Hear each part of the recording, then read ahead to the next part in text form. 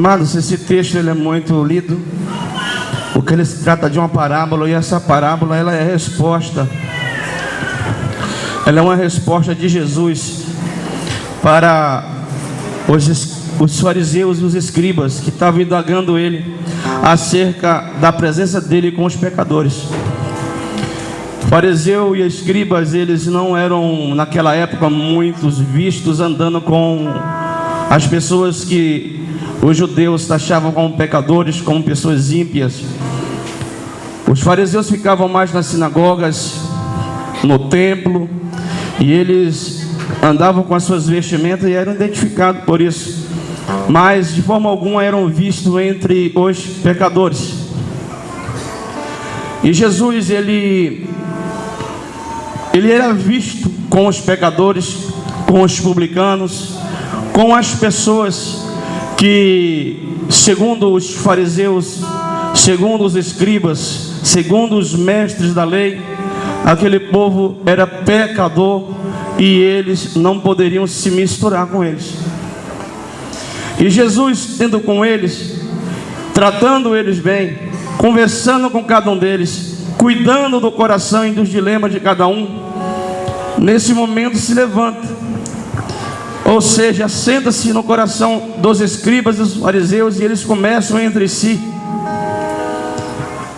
a questionar Jesus. Eles só questionam Jesus porque eles não entendem a missão de Jesus. Eles só questionaram o modo que Jesus estava trabalhando, fazendo a obra de Deus, porque eles não entendiam, não compreendiam, não buscavam compreender a missão de Jesus. E a missão de Jesus consiste em buscar todo aquele que se havia perdido.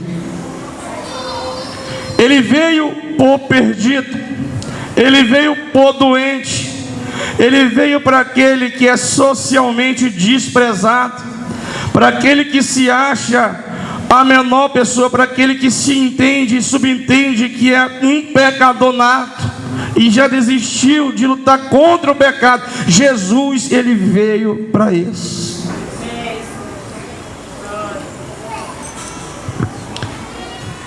E quando Jesus vê eles falando, cogitando, murmurando, porque não entendem a missão, ele propôs essa parábola explicando qual era a missão dele. E essa é uma das melhores explicações que Jesus poderia dar para todos aqueles que não entenderiam a missão dele. Ele fala da ovelha perdida. Ele fala de percas. Quantos aqui já perderam a chave de casa? Quem aqui já perdeu algo importante? Quando a gente perde, a gente sente falta. Quando a gente perde, a gente, além de sentir a falta, a gente se entristece também. A dor da perca, quem tem ela na sua máxima potência em perca, é quem perde pessoas. Quem já perdeu pessoas sabe o que é a dor de uma perca. Dói, gente. Um dia desse eu estava assistindo um noticiário, aí eu pulei para um documentário, e eu vi no documentário que falava sobre pessoas desaparecidas. E eu vi mães com cartaz, pais com cartaz, irmãos desaparecidos também com cartaz. E aonde houvesse uma câmera e um repórter, eles estavam lá pedindo a oportunidade de poder mostrar o cartaz de desaparecido dos seus parentes. E quando eles eram entrevistados, irmãos, eles lagrimavam, choravam, porque a dor é profunda.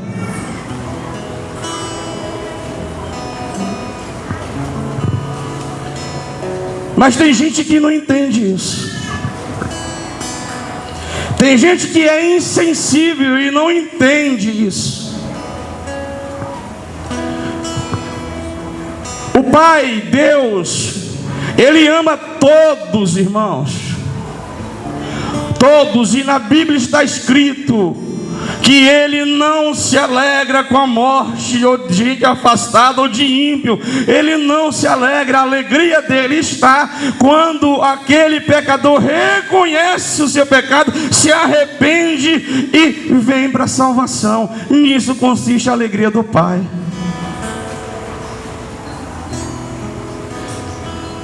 Até então aqui, só quem entendia a dor de uma perca é Jesus. Só quem entendia a dor de a perca de um pai que perde alguém é Jesus.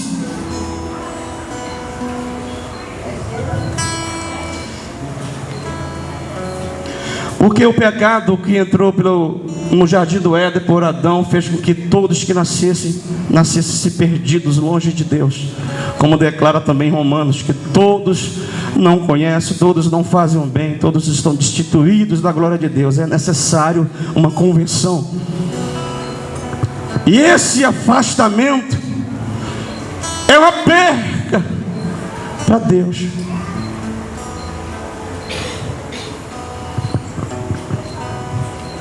Então,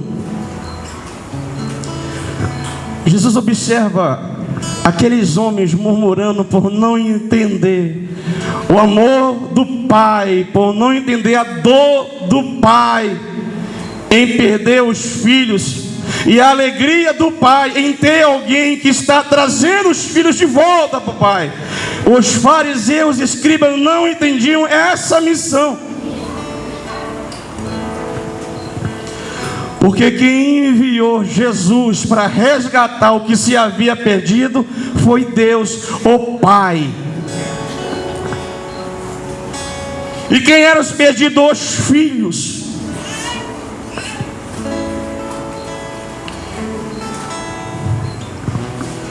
Aí Jesus observa a cogitação daqueles fariseus com seus corações obscurecidos, cheios de tradicionalismos, cheios de preconceitos, cheios de tantas coisas que não pertencem à vontade de Deus, mas que pertencem à obra da carne.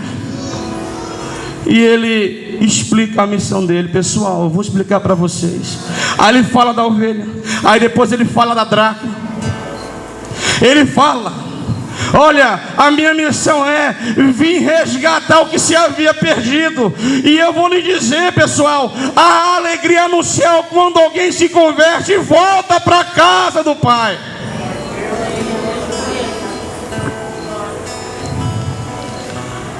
O difícil, sabe o que é, irmãos? É quando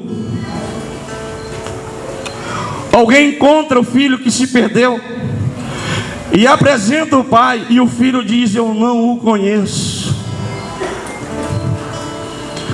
É seu pai, vamos, ele te ama, eu vim aqui para lhe apresentar e trazer até ele. Ele dizer: eu não quero não. A primeira dor do pai é a perca, a segunda dor do pai é a rejeição. Quando alguém diz assim: Jesus te ama, entrega a tua vida para Jesus, e alguém diz: não, não, agora não, depois, o pai ele se entristece, irmão, porque o pai ele quer teu bem, ele quer o nosso bem, gente. E ouvir isso para um pai, para alguém que é pai, não é fácil. Graças a Deus, o Espírito Santo é quem convence todos nós do pecado. Porque o Espírito Santo de Deus também faz missões. A missão dele consiste nos convencer do pecado, nos convencer do juízo de Deus e da justiça. Do pecado, da justiça e do juízo. É Ele quem convence. É Ele que nos convence de que nós necessitamos de ajuda e precisamos da ajuda, e é de Deus, o único que pode nos ajudar, nos transformar, nos purificar, nos lapidar, meus irmãos, nos reestruturar e ainda nos levar para o céu. Quem crê, diga amém, aplauda o nome de Jesus.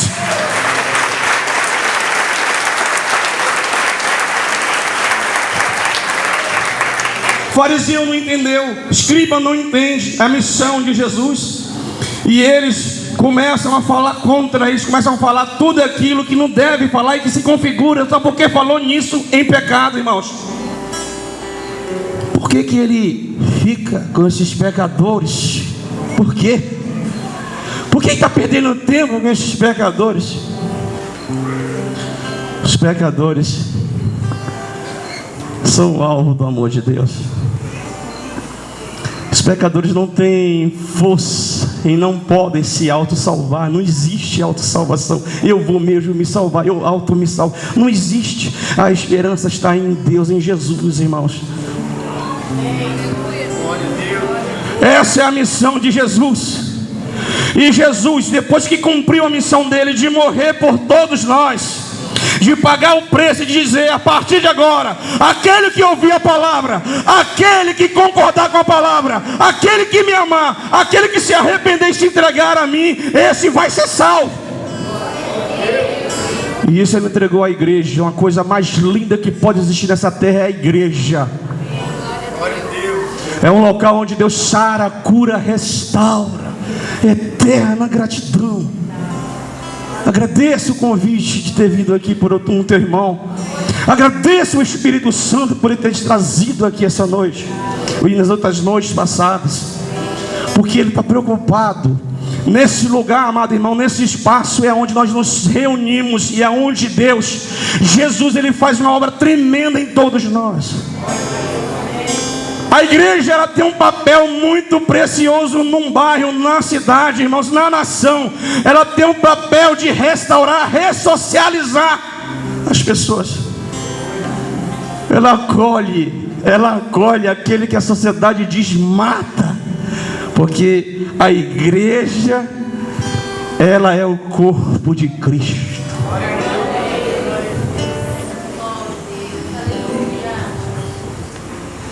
Então essa é a missão de Deus. Jesus, vim nos resgatar. Quem entende, levanta a mão. Ele veio te resgatar. Ele veio por fim a esse sofrimento, essa angústia, esse vazio. Ele veio, mas o inimigo, ele tenta tirar isso da gente, e às vezes ele usa pessoas que também precisam de ajuda, e elas falam mal e murmuram contra Cristo e contra a igreja. Assim como os escribas fariseus murmuravam contra Jesus, porque eles recebiam os pecadores, assim também haja vista que existem pessoas dentro da sociedade que também precisam de ajuda, que fala mal de um centro de reabilitação que é a igreja, onde Deus opera, onde Deus trata, cura e restaura. Eles falam mal da igreja, onde Deus opera. E eles só falam porque eles não entendem o que é e qual é a importância do papel da igreja e o que é a missão da igreja. Amém, amados? Puxa a sua Bíblia para Lucas capítulo 19. Jesus explicou os fariseus e publicanos lá no capítulo 15 qual era a missão dele através das parábolas. E você vai ver o nosso Rei da Glória atuando aqui em Lucas 19. Ele não só fala, ele faz. Ele fala e faz. Olha, uma das pessoas alvo do amor de Cristo é um homem chamado Zaqueu. Eu não sei se está na ordem cronológica, mas eu vou usar aqui na ordem cronológica para nós entendermos. Digamos que ele falou isso há 2 dias atrás para os fariseus e publicanos, e 2 dias depois ele encontrou com Zaqueu, irmãos. Só para nós entendermos um pouco o texto. E Lucas 19, versos... Vamos dos versos 4 adiante. Está escrito: e procurava ver quem era Jesus. E esse era Zaqueu. E não podia por causa da multidão, pois eram de pequena estatura. Versos 4. E correndo adiante subiu a uma figueira brava para ver, porque havia de passar por ali. E quando Jesus chegou àquele lugar, olhando para cima, viu e disse: desce, Zaqueu, desce depressa, porque hoje me convém repousar ou pousar em tua casa. E apressando-se desceu e recebeu com júbilo. Diga amém. Zaqueu recebeu Jesus com júbilo. Você sabe o que é júbilo? Com muita alegria, gente. E ele era um pecador. Quando o pecador recebe Jesus com muita alegria, a vida dele é transformada no automático. É rápida a transformação, irmãos, porque tudo dentro dele o aceita e o recebe. O que Deus precisa para poder operar forte em nossa vida é nós recebermos Ele com o coração aberto e totalmente. Olha o verso 7. E vendo todos isso, murmuravam, dizendo: que entrará para ser hóspede de um homem pecador. Aí não diz quem foi, se foi fariseu, se foi grande parte da multidão, com a mente cauterizada na religiosidade, a mente cauterizada no jugo da lei, cheios de preconceitos, cheios de falta de misericórdia. E eles viram Jesus fazer isso e eles cogitam e murmuram entre si: quem é que vai ser hóspede de um homem pecador?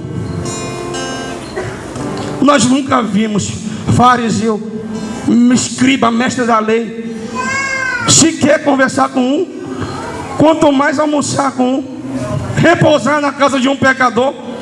Isso é escândalo. Só fala assim, só entende assim quem não conhece a missão de Deus, a missão de Jesus. Jesus foi fazer uma obra, irmãos. Ele foi fazer uma obra. Até onde ele chega para descansar, ele faz a obra. Ele foi conversar com Zaqueu. Eu suponho que almoçou, jantou com Zaqueu e tiveram uma conversa um com o outro, olhando um no olho do outro. Que dádiva é poder ter conversado com Jesus. E quando alguém conversa com Jesus, irmãos, ninguém fala nada, porque ele tem razão no que ele diz. Sempre terá. A gente só concorda, é verdade, é verdade. Ele fala: olha, só palavra sábia. Versos 8: e levantando-se Zaqueu, disse ao Senhor: eis que dou aos pobres metade dos meus bens, e se alguma coisa tenho defraudado alguém, o restituo quadruplicado. Convenção, diga convenção, diga transformação, porque alguém foi nessa missão. Disse-lhe Jesus: hoje veio a salvação a esta casa, pois também este é filho de Abraão. Por quê? Fé. Porque o Filho do Homem veio buscar e salvar o que se havia perdido. Vamos conversar agora? Você que está desesperançado, você que se sente perdido, você que tem causas que acha que está perdido, você que está quase para desistir, não é o fim. Jesus pode mudar a tua história hoje e agora. Se você entender e abrir teu coração e o aceitar, tudo vai se fazer novo. Eu te garanto isso. Outra coisa,